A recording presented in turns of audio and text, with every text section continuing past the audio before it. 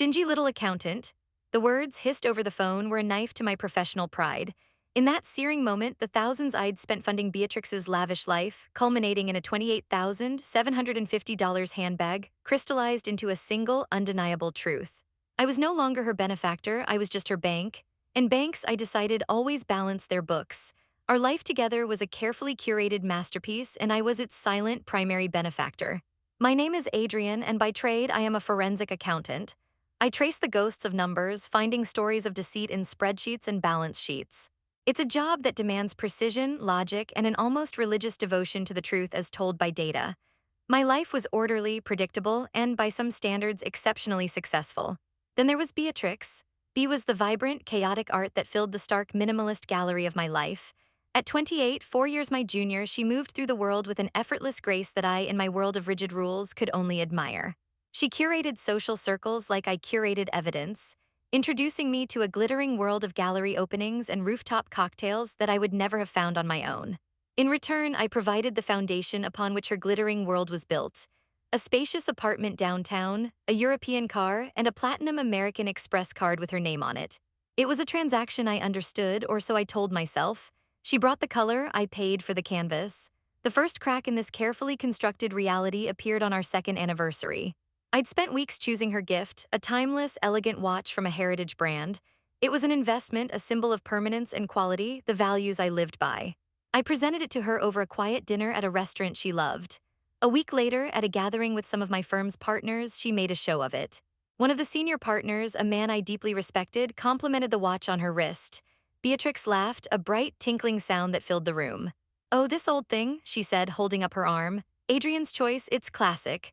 She let the word hang in the air, imbuing it with the weight of 100 other unspoken words. Boring, predictable, safe asterisk. A little too much like his job, don't you think? My smile felt cemented to my face. Before I could process the sting, she extended her other hand, flashing a new, outrageously fashionable diamond bracelet. "Now asterisk this," she announced proudly, "is more my speed. I treated myself last week. Adrian's so generous, he never even checks the statements." The table chuckled politely. My partner clapped me on the shoulder, a gesture of male camaraderie that felt more like a pat of commiseration. I felt a hot flush of embarrassment creep up my neck. But as I watched Beatrix charm the table, I did what I always did. I rationalized, she's just brutally honest, she doesn't have a filter. It's part of her charm. I filed the incident away, another data point in the growing file labeled things I tolerate for peace. That initial tolerance became a form of currency I paid out daily. The line between Beatrix's occasional splurges and a pattern of unchecked extravagance blurred so gradually that I barely registered its passing. It was the financial equivalent of a slow-boiling pot. A couture dress for a charity gala she decided to attend at the last minute, a spontaneous weekend trip to Aspen with her friends because the city felt so dreary. A constant stream of packages from Net-a-Porter and Farfetch arriving at our door, their contents often worn once and then relegated to the back of her overflowing closet. I was busy. My work was demanding, often involving multi-million-dollar corporate fraud cases that consumed my waking hours. The AMX alerts on my phone became a kind of background noise, a hum of expenditure that I mentally categorized as the cost of maintaining the vibrant, colorful life she provided. I was the silent engine, and this was simply the fuel it required. The first time I tried to apply the brakes, however gently, was about a year into this new normal. We were having a rare quiet night in, and I brought up the idea of buying a house together. I'd been running some numbers, exploring mortgage options, imagining a future that was more tangible than a series of social events and luxury purchases. I began, trying to sound casual. I was thinking maybe we should start putting together a more structured financial plan for the long term. A house, maybe a place in the Hamptons. She looked up from her iPad where she was scrolling through a Parisian boutique's new collection. She didn't just smile. She let out a peal of genuine, almost theatrical laughter. It wasn't a shared, joyful sound, it was dismissive. "Adrian, my love," she said, reaching over to pat my hand as if I were a well-meaning but clueless child. "That's your world, the numbers, the plans, the spreadsheets, it's what you're good at. My job," she continued, her eyes twinkling with a self-satisfied gleam, "is to make our life look like a life worth having." The words landed with a quiet thud in the pit of my stomach. My job is to make our life look like a life worth having. The implication was clear, my life on its own was not. The house, the future, the partnership, those were just boring logistics. Her role was performance and my role was to fund the production. The distinction had never been so starkly drawn. For a moment, the water in the pot felt uncomfortably warm. but I pushed the feeling down. I told myself I was being too sensitive, that she was just articulating our dynamic in her own artless way. She didn't understand finance, that's all. I was the expert. So I let it go, another cut papered over, another red flag ignored in favor of a fragile piece. The breaking point arrived on a Tuesday afternoon, delivered via a sterile, automated text message. I was neck deep in the most complex case of my career, a labyrinthine network of offshore accounts and shell corporations designed to siphon millions from a pension fund. The air in my office was thick with the scent of stale coffee and intense concentration. My team and I had been working 70-hour weeks, and we were finally closing in on the linchpin. My mind was a razor-sharp matrix of figures and legal statutes. That's when my phone buzzed. It wasn't a call or a personal message. It was a fraud alert from American Express. Amex alert, a charge of $28,750 at Bottega Veneta has been flagged. Was this you? Reply yes or no. The number was staggering, even by Beatrix's standards. It was more than the down payment on my first apartment. A cold knot formed in my gut. I excused myself from the conference room, my heart hammering against my ribs with a frantic, unfamiliar rhythm. I dialed her number. She picked up on the third ring, her voice bright but distant, layered over the unmistakable din of a high-end boutique, the soft thumping of house music, the murmur of deferential salespeople. Adrian, hi, I can't really talk, I'm in the middle of a crisis, she said, her tone a parody of genuine urgency. B, I just got a fraud alert from AMX, I said, keeping my voice level professional. A charge for nearly $30,000. There was a brief pause, then a sigh, laced with the kind of theatrical impatience one might use on a slow-witted clerk. Oh, asterisk that asterisk, she said, her voice dripping with nonchalance. It's not a crisis for you, asterisk, silly, it's for me. I found the most divine handbag. It's a limited edition, and it will be absolutely perfect for the fundraiser next week. You know, the one I told you about. I took a deep breath, the sterile, air-conditioned air of the hallway feeling thin and insufficient. Beatrix, that amount it's significantly more than we've ever discussed for a single purchase. We need to be more careful. And then came the laugh. It wasn't the dismissive chuckle from our conversation about the house. This was different. It was a short, sharp, ugly sound, a scoff. Oh, Adrian, for God's sake, would you just relax? She snapped, her voice losing its feigned sweetness and taking on a hard, contemptuous edge. It's just money, don't be such a asterisk stingy little accountant about it. Silence, the world seemed to stop. The background noise of my office, the hum of the servers, the distant city traffic, it all faded away. The only thing I could hear was that phrase echoing in the sudden, vast emptiness of my mind. Stingy little accountant. It wasn't just an insult. It was a dismissal of my entire identity. The very profession that afforded her the luxury of calling a $28,750 handbag just money was being used as a slur against me. The diligence, the precision, the relentless pursuit of truth that defined me, that I took immense pride in, all of it, in her eyes, was just a pathetic, miserly weakness. In that single, searing moment, the steam from the boiling water finally hit my face. I wasn't her partner, I wasn't even her benefactor. I was just her bank, and a rather pathetic one at that. I hung up the phone. I didn't slam it down or utter a single word. I simply pressed the red icon on the screen, severing the connection. The rage I expected to feel never came. The heartbreak I should have felt was absent. In their place was a profound, unnerving, and utterly complete calm. It was the calm of a settled equation, the quiet satisfaction of a final number locking into place. All the excuses I had made for her, all the little hurts I had meticulously filed away, suddenly coalesced. They were no longer isolated incidents. They were data points in a clear, undeniable pattern: the anniversary gift, the dismissal of our future, the thousands upon thousands of dollars spent without a thought. And now this final, contemptuous insult. The case was closed. The verdict was in. She didn't just disrespect my money, she disdained the very essence of who I was. My mind, trained to find order in chaos, began to work. But this time, the case file wasn't a corporation's corrupted ledger, it was my own life. I walked out of my office building, leaving my half-finished work on the desk, and got into my car. I didn't drive home. Instead, I drove across town to the sleek glass-and-steel tower where my best friend Marcus worked as a litigator. Marcus and I had been friends since college. He was as sharp and confrontational as I was quiet and analytical. He'd met Beatrix several times and had always maintained a polite, if visibly strained, neutrality.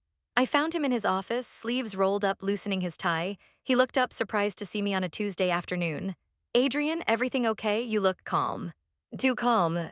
I sat down in the leather chair opposite his desk. I didn't vent, I didn't raise my voice. I simply presented the facts, recounting the phone call with the same dispassionate clarity I would use to brief a client on a case. I laid out the charge, her response, and the final critical phrase, stingy little accountant asterisk. When I finished, Marcus leaned back in his chair, steepling his fingers.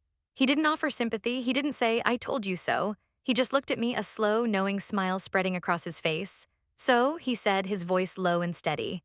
Adrian Vance, one of the sharpest forensic accountants in the city, has uncovered a case of gross mismanagement and emotional fraud perpetrated against his own assets. He leaned forward slightly, his eyes glinting. The only question is, what are you going to do about it? How do you plan to close this particular case?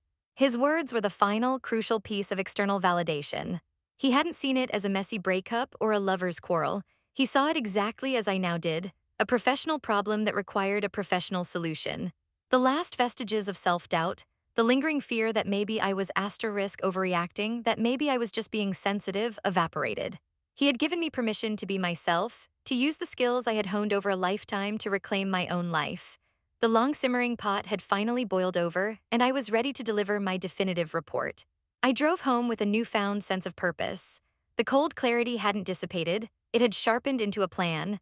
Beatrix's car was still gone, meaning she was likely celebrating her acquisition with friends, blissfully unaware that the world she took for granted was about to be liquidated. I walked past our bedroom with its piles of designer shopping bags and half-empty champagne glasses and went straight to my home office. This was my sanctuary, a room of clean lines, dual monitors, and the quiet hum of a powerful computer. This was where I was most myself. I didn't pack a bag. I didn't start throwing her things into boxes. Instead, I sat down, logged into the American Express portal, and began my work. It was time for an audit. With a few clicks, I downloaded 12 months of statements for the supplementary card issued in her name. The raw data flooded my screen, a cascading list of transactions, dates, and vendors. To anyone else, it would be an overwhelming mess. To me, it was a story waiting to be told. I fired up the professional-grade data analysis software I used for my most complex cases. I imported the data and the machine whirred to life, sorting and categorizing with ruthless efficiency. I worked for hours, the setting sun casting long shadows across my desk. The process was methodical, almost therapeutic. Each categorized expense was a small act of reclamation.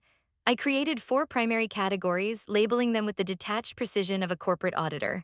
Category A, apparel and accessories luxury. This was the largest section. Chanel, Gucci, Prada, and now, a $28,750 entry for Bottega Veneta. I created a subnote for items I could recall her wearing only once. Category B, social and dining. A dizzying list of the city's most expensive restaurants, rooftop bars, and exclusive clubs. I cross-referenced dates with her social media, noting how many of these outings were with her friends while I was working late. Category C. Travel and leisure non-joint, the Aspen trip. A wellness retreat in Bali with her sister, a shopping weekend in Milan, all booked and paid for while I was poring over financial records to earn the money that funded them. Category D, personal services and non-essentials. Weekly sessions at a celebrity hairstylist, avant-garde spa treatments, personal trainers, and an endless stream of deliveries from boutique cosmetic brands. When the data was sorted, I began to build the report. I created pie charts illustrating the percentage of spending per category. I generated a line graph showing the terrifying upward trajectory of her monthly expenditures. It was a masterpiece of financial storytelling, a clear and undeniable narrative of excess. On the final page, I created a simple, bold summary. It listed the total expenditure for the last 365 days, a figure that made even me, a man accustomed to large numbers, feel a jolt. Beneath the grand total, I added one final, meticulously worded annotation. For the reporting period of the last 12 months, 100 of the expenditures detailed herein were funded exclusively by the personal income of Adrian P. Vance. Then I opened a new document and wrote a letter, not to her but to her parents. They were decent people, a retired doctor and a professor who lived in a quiet suburb in Connecticut. They believed their daughter was a successful, independent woman making her way in the city. The letter was brief, calm, and devastatingly formal. I stated that while I had cared for Beatrix deeply, it had become clear that we possessed irreconcilable differences regarding the principles of partnership and mutual respect. I explained that I could no longer, in good conscience, subsidize a lifestyle that I had come to understand was not built on a shared future. I concluded with, for your reference and context, I have enclosed a financial summary of Beatrix's personal expenditures over the past year. I wish her nothing but the best in her future endeavors. The takedown was complete. Not an act of rage, but an act of truth. I was simply presenting the evidence. With the report printed on high-quality bond paper and the letter signed, I sealed everything in a large FedEx Priority overnight envelope. I addressed it to Mr. and Mrs. Albright in Connecticut. Driving to the 24-hour shipping center felt like a final, formal act of closure.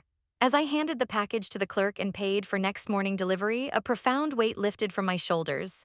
The evidence had been submitted, the case was filed. I returned to the apartment. The first and most crucial step was to cauterize the wound.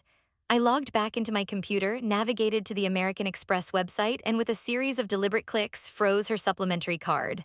The digital interface asked for a reason. I typed, "Cardholder no longer authorized." It was immediate and irreversible. Then I picked up my phone and composed one final message to Beatrix. I kept it devoid of emotion, a simple statement of fact. "Your credit card may no longer be active. I have sent a package to your parents that will provide an explanation. We are finished. I wish you well." I hit send, then without a moment's hesitation, I blocked her number. I went on to Instagram, Facebook, and WhatsApp and blocked her on each platform. I was creating an information black hole, a complete and total communications blackout. There would be no screaming matches, no tearful pleading, no attempts at emotional blackmail. Her outrage, her apologies, her panic, they would all be fired into a void. I would not be her audience.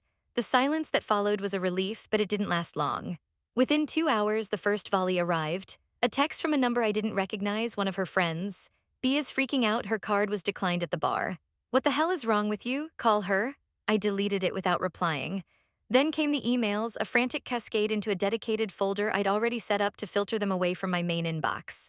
The subjects evolved over the next 48 hours in a predictable, almost comical pattern. First stage, confusion, card not working. Second stage, indignation, what is the meaning of this? You can't just do this. Third stage, bargaining, okay, I'm sorry, it was a stupid joke. Please call me, we can talk about this. Fourth stage, panic, Adrian, what did you send to my parents? Call me right now. Finally, on the morning the package was delivered, the calls started. First from Beatrix, a relentless barrage that my phone dutifully silenced. Then an unknown number from a Connecticut area code, her mother. I let it go to voicemail, then another, her father. I ignored that too. My phone became a frantic, buzzing monument to her imploding world, and I observed it with the detached interest of a scientist watching a controlled reaction. I did not engage, I did not explain, I had already made my closing statement. A month passed. The frantic calls and emails had long since trickled to a halt. The silence in my apartment was no longer a void, but a space filled with possibility. I worked, I reconnected with old friends, I read books that had been gathering dust on my shelves. The color in my life I was discovering didn't need to be curated by someone else. It could be found in the quiet satisfaction of a well-ordered existence and the freedom of my own choices. The final chapter of the story came as I expected through Marcus. We were having our weekly lunch at a quiet steakhouse downtown. After we'd ordered, he leaned forward, a glint of grim satisfaction in his eyes. "So I got the epilogue to the Beatrix Albright case," he said, taking a sip of his water. "Heard it from Kenji Tanaka in corporate law. His firm handles some business for her father." I listened, a neutral observer to the fallout I had engineered. Marcus continued. "Apparently, the FedEx package arrived just as they were sitting down for breakfast. Her father, the professor, opened it. He read your letter first, then spent the next 30 minutes silently flipping through the pages of your financial summary." Marcus smirked. Tanaka said the man's face went from confused to pale to a shade of crimson he'd never seen before. Mrs. Albright was in tears. They had believed their daughter was the co-founder of a burgeoning lifestyle brand, a story she had spun for them with impressive detail. They'd been proud, sending her a modest allowance to help with the startup costs, never suspecting it was a drop in the ocean of my income. "Your report, Adrian, wasn't just a list of expenses. It was a forensic dismantling of a year-long lie. The consequences were swift and severe. They called her furious and humiliated. They cut off her allowance and, more importantly, the safety net of their belief in her.